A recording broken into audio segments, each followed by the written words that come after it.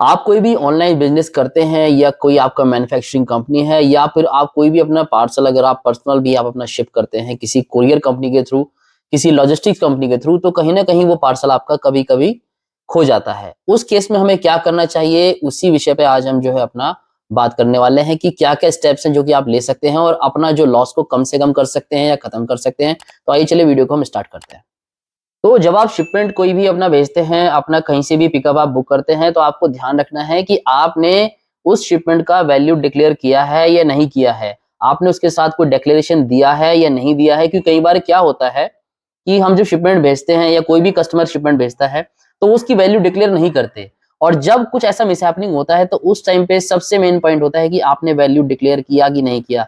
अगर आपने कोई भी शिपमेंट बिना डिक्लेयर किए भेज दिया कि उसकी वैल्यू इतनी है, और अनफॉर्चुनेटली अगर वो कहीं पे जाके खो गया, चोरी हो गया, जल गया, कुछ भी हो गया, नुकसान हो गया उसका, तो आप उसको क्लेम नहीं कर सकते। आपने हो सकता है कि 10 लाख का पार्सल भेज दिया हो या कोई ऐसा आइटम हो जिसकी वैल्यू बहुत ज्यादा हो, तो आपको कोई भी कंपनी उसका क्लेम उतना नहीं देगी। तो इसलिए सबसे पहले जरूरी कि जब आप शिपमेंट आप भेज रहे हो, तो आपको पार्सल को तरीके से पैक करना है, प्लस आपको उसका इनवॉइस, डिक्लेरेशन, डिलीवरी चालान, कुछ भी डॉक्यूमेंट देना है। प्लस उसका जो डॉकेट होता है, वो आपके पास उसका डॉकेट का रिसिप्ट होना चाहिए। मतलब कि जो उसकी रिसिप्ट होती है, जिस टाइम पे कोरियर पिकअप किया था, बकायदा कोरियर पर्सन के वहां पे साइन होने चाहिए, क्योंकि कल को आप उसको कोर्ट में भी चैलेंज कर सकते हो अगर आपको कोई ऐसा डिस्प्यूट बनता है और आपका सेटलमेंट नहीं होता है उस केस के अंदर। तो आपको जब कोई भी आप शिपमेंट भेजते हो, तो आपको सबसे पहले उसकी इनवॉइस देना है।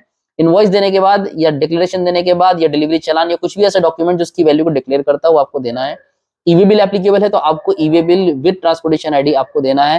प्लस आपको जो डॉकेट है, डॉकेट को थॉरोली चेक करके, फिल करके, उसको साइन करके आपको देना है। तो ये सबसे पहले चीज आप ध्यान रखिए।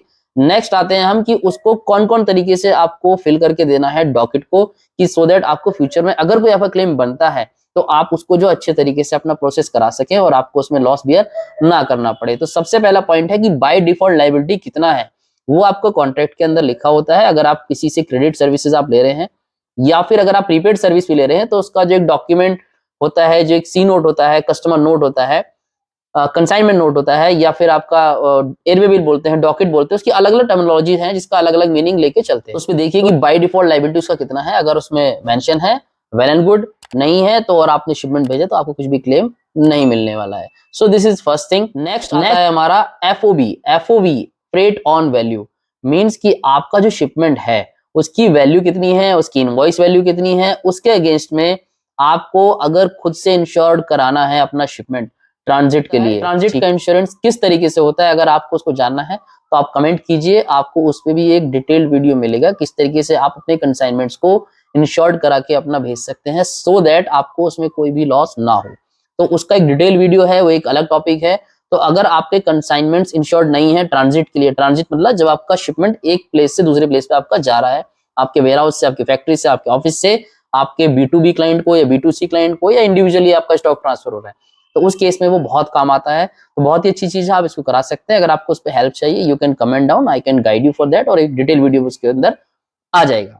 तो फ्रेट ऑन वैल्यू का पहला पार्ट हो गया आपका ओन रिस्क, जिसमें कि आपको इंश्योरेंस खुद से करा के रखना है और आपको eight the time of booking आपको टिक करना है डॉकेट पे कि ये हमारा खुद का हमारा इंश्योरेंस है।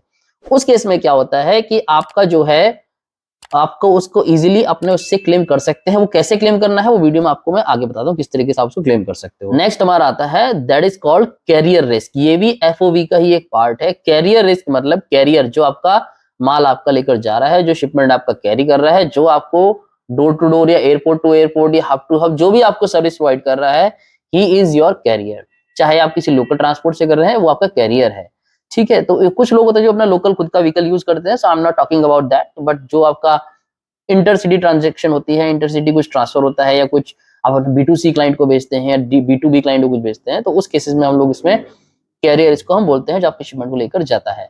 ठीक है, तो जब आप शिपमेंट आप भेजते हैं और आपको जो डॉक्यूमेंट होता है, जो उसका एयरवे बिल होता है, या डॉकेट होता है, या कंसाइनमेंट नोट होता है, उसके ऊपर आपको टिक करना है। अगर उसमें ऑप्शन दिया हुआ है कि हमारे को ये इंश्योर्ड करा के भेजना है आपसे, आप कैरियर को बोल रहे हैं कि आप हमारे को इसको बुक करके दीजिए और इसको लायबिलिटी आप लीजिए, कि अगर कुछ होता है हम इसकी वैल्यू डिक्लेयर करके दे रहे हैं, आप इनवॉइस दीजिए, उसका ईवे बिल दीजिए, और उसको प्रॉपर्ली फिल करके जो हमने प्रीवियस स्टेप में बताया था उसको फिल करके आप दीजिए, सो दैट अगर आपको मिसहैपनिंग होता है तो आप उसको इजीली क्लेम कर सके। It could be 1 lakh, 10 lakh, 5,000, it could be 10 lakh, it could be crore, so उसके अकॉर्डिंग होता है, बट कैरियर आपसे उसका चार्ज ले सकता है।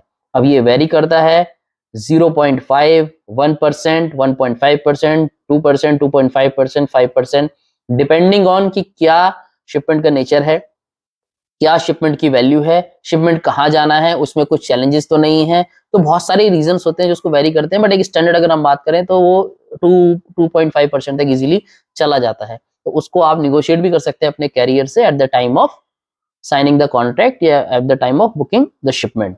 ठीक है, तो उसको आप इजीली निगोशिएट कीजिए सो दैट आपको उसके अंदर चैलेंजेस ना हो और आप उसको इजीली अपना लायबिलिटी को ट्रांसफर कर सकते हैं कैरियर की। तो कैरियर की लायबिलिटी बन जाती है कि उसको आपको पहला काम तो वो डिलीवर करके देगा आपका on time, plus in case अगर कुछ हो जाता है तो उसमें आपको वो आपका क्लेम आपका पूरा रिम्बर्स करके देगा किसी भी तरीके से। वो अलग अलग कंडीशन है, वो उसके आप उससे डिफाइन कर सकते हैं। तीन कंडीशन पे हमने बात किया जो कि हमारा by default liability. Second one जो कि है एफओवी का पार्ट, फ्रेट ऑन वैल्यू का part, that is own risk. Own risk मतलब ओनर्स रिस्क, जो कि शिपमेंट भेज रहा है। सेकंड वन उसका जो पार्ट आता है दैट इज कैरियर रिस्क, जिसमें कि पूरा का पूरा लायबिलिटी हम ट्रांसपोर्टर को, कैरियर को, लॉजिस्टिक सर्विस प्रोवाइडर को ट्रांसफर कर देते हैं, बट वो आपको मेंशन करना होगा।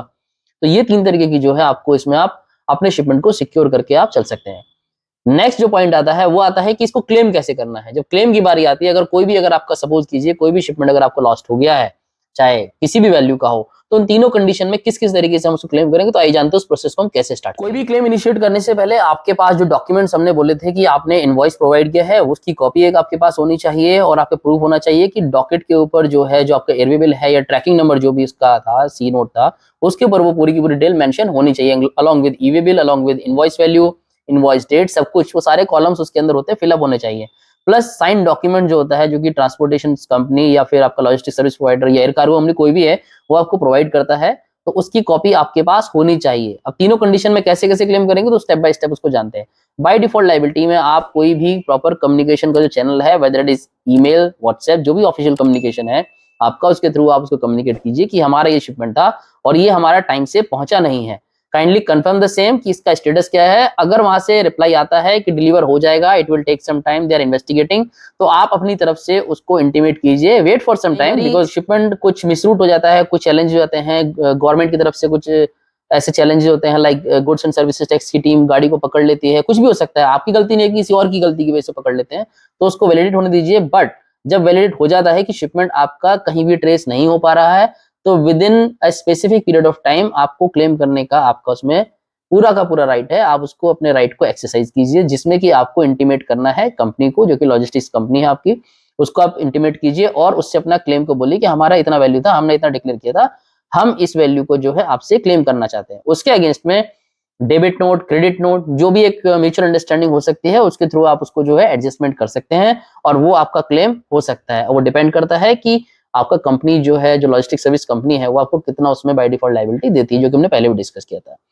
पहला पॉइंट हमारा यहाँ क्लोज हो जाता है। हमारा जो सेकंड पॉइंट है दैट इज एफओवी। जो एफओवी का पार्ट है, जिसमें कि हम बात करते हैं ओन रिस्क की। तो ओन रिस्क में क्या होता है कि आपने खुद से अपना गुड्स का, अपने शिपमेंट का, अपने स्टॉक का आपने इंश्योरेंस कराया हुआ है, जिसको हम ओपन पॉलिसी, मरीन पॉलिसी बोलते हैं। बहुत ही डिटेल सब्जेक्ट है ये, तो इसको बाद में कभी डिस्कस करेंगे। शॉर्ट में अगर बात करें तो आपने खुद से सपोज किसी भी कंपनी से, whether it is Tata AIG, whether it is oriental, ICICI, HDFC, किसी से भी अपने स्टॉक का आपने एक जनरल इंश्योरेंस करा रखा है ट्रांजिट के लिए और as a open policy. Marine policy बोलते हैं जब कोई शिपमेंट बाहर जाता है, ठीक है, तो उसके लिए हम मरीन पॉलिसी को इसमें यूज करते हैं। बट ट्रांजिट इंश्योरेंस का हम बात करते हैं डोमेस्टिक टर्म्स के अंदर, अगर उसको थोड़ा इजी हम लैंग्वेज में अगर हम समझते हैं, तो वो पॉलिसी आपके पास होता है। उसमें आपको क्या करना है कि जब आपका कोई शिपमेंट जो प्रोसेस बाय डिफॉल्ट लायबिलिटी में था, कम्युनिकेशन आपने किया, कम्युनिकेशन करने के बाद जब कंपनी आपको बोलती है लॉजिस्टिक सर्विस प्रोवाइडर कि हमारे पास शिपमेंट नहीं मिल रहा है, हम इसको ट्रेस नहीं कर पा रहे हैं, तो आप उनसे डिक्लेयर करा दीजिए। डिक्लेयर कराने के अगेंस्ट वो आपको क्या देंगे, सीओएफ।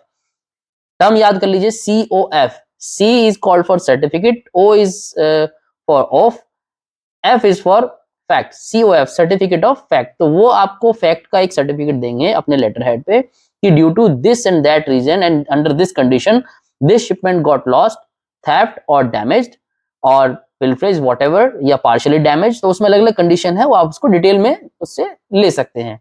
अब इसमें कुछ केसेस ऐसे होते हैं जहां पे कि चोरी हो गया या आग लग गया या कुछ ऐसी कंडीशन है जहाँ पे कि पुलिस एफआईआर जरूरी होती है, तो आपको पुलिस एफआईआर लेनी है कि किस स्पेसिफिक प्लेस पे ये घटना हुई है। सपोज आपने शिपमेंट भेजा है बॉम्बे से बैंगलोर और बीच रास्ते में कहीं ये मिसहैपनिंग हुई, तो कहीं ना कहीं उसकी एक गवर्नमेंट में रिकॉर्ड होगा कि ये शिपमेंट जो है या ये व्हीकल नंबर चोरी हुआ है, जो भी है व्हाटएवर, ठीक है। तो उसको आप अपना एक एफआईआर कॉपी उससे लीजिए, जिसके अगेंस्ट में आप अपना लगा के अपना क्लेम प्रोसेस आप इजीली कर सकते हैं अपनी इंश्योरेंस कंपनी से, क्योंकि आपने अपने स्टॉक को इंश्योरेंस लिया हुआ था और आपका स्टॉक जो था पूरा इंश्योर्ड था। Last but not the least, तो तीसरा आ जाता है हमारा कैरियर रिस्क। कैरियर रिस्क बहुत सोच समझ के आपको यूज करना है, because as a logistic service provider आपको कहीं ना कहीं उसमें कुछ चैलेंजेस आ सकते हैं, जो मैं आपको प्रैक्टिकल ग्राउंड की रियलिटी बताता हूँ। तो अगर आपने उसको यूटिलाइज किया है और कुछ भी ऐसा अगर कुछ मिसहैपनिंग होता है, डिले के लिए नहीं बोल सकते, बट अगर थेफ्ट, लॉस, डैमेज, पिल्फरेज या पार्शियल डैमेज जैसा कुछ अगर सीन है, तो उसके अंदर आप अपना प्रॉपर कम्युनिकेशन चैनल के थ्रू, जो हमने पहले डिस्कस किया था, सेम वे में आप कम्युनिकेट कीजिए और अपना जो है वो डॉक्यूमेंट उसको प्रोवाइड कीजिए और आप उससे अपना क्लेम के लिए इनिशिएट कीजिए, सो दैट आपका क्लेम वो कर सके। और उसके लिए फॉलोअप रखिए, जो लॉजिस्टिक सर्विस प्रोवाइडर है वो आपको उसको इनिशिएट करके देगा, वो उसको करना ही पड़ेगा अगर वो उसके कॉन्ट्रैक्ट में है या जब आपने शिपमेंट बुक किया था उसके अंदर अगर वो कंडीशन है। तो ये चीजें हैं जो 3 तरीके से आपका शिपमेंट का एक सेफ एंड सिक्योर ट्रांजिट हो सकता है, इधर से उधर आप अपना माल भेज सकते हैं। तो ये सारे तरीके हैं जो आपको ध्यान रखने हैं, सो दैट आपको बिजनेस में लॉस ना हो। ये बहुत ही इंपॉर्टेंट टॉपिक है जो कि लोग डिटेल में बात नहीं करते, कैसे माल भेजना है, किस रेट में माल भेजना है, ये service, this service, that service, but इसके बारे में लोग बात नहीं करते हैं। तो I thought being from this industry मेरे को इस मुद्दे पे बात करनी चाहिए। तो ये बहुत ही एक हो सकता है बहुत कम लोगों को ये वीडियो हिट करे, बट कहीं ना कहीं जिसको भी हिट करेगा इससे पूरा इन्फॉर्मेशन मिलेगा और आपका माइंड जो है, जो शिपिंग को लेके कुछ आपका डाउट्स होंगे वो आपको क्लियर हो जाएंगे।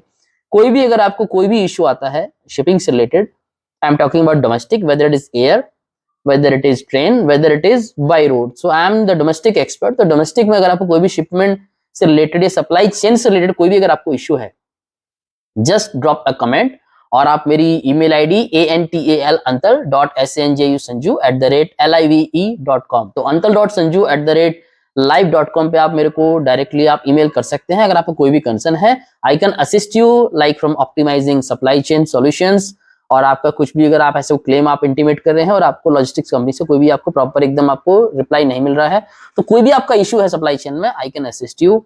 आपका सीओडी एक बहुत बड़ा टॉपिक है जिसपे कि एक और वीडियो आने वाला है, तो सीओडी हो, नॉन सीओडी हो, कुछ भी हो, आप किसी भी तरह के बिजनेस में हो, आप कमेंट कीजिए, आपको पूरा उसका सोल्यूशन मिलेगा। ईमेल कीजिए और इंस्टाग्राम पे आप वीडियो को देख सकते हैं, उसके क्लिप्स देख सकते हैं, और यूट्यूब पे आप चैनल को सब्सक्राइब कर सकते हैं, फॉलो कर सकते हैं, आपको पूरा सोल्यूशन मिलेगा।